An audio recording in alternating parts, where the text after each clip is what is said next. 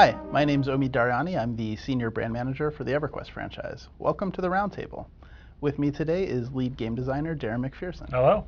And we're talking about, so in EverQuest Next, if you sell an item to a merchant, should other players be able to buy that item back from an NPC merchant? Right. And so a lot of the answers we saw, a lot of the responses were like, well, this worked really well in classic EverQuest. So why did classic EverQuest have this as a feature?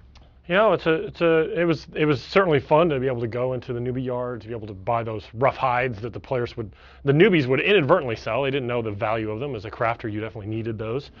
There wasn't a lot of advanced or commonplace mechanisms for selling things. Yeah, like auction houses or that kind of thing. Like they just hadn't been invented as concepts yet.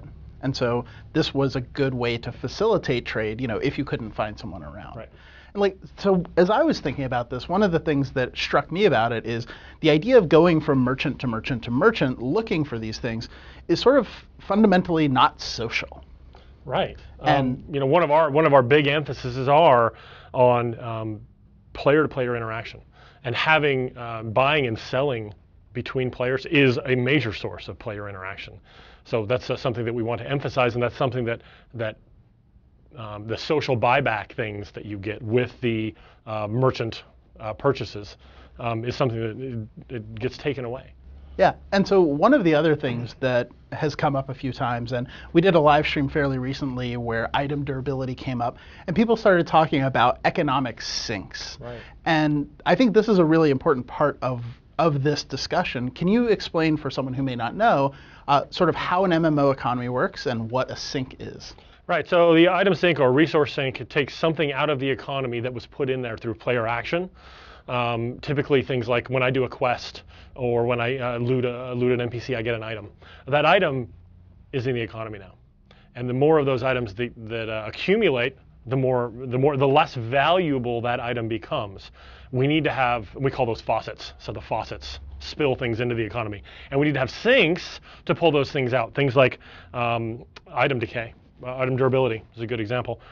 Being able to sell things to merchants is also a major component in that. So those items effectively go out of the economy when you're done with them. You've exchanged them for coin.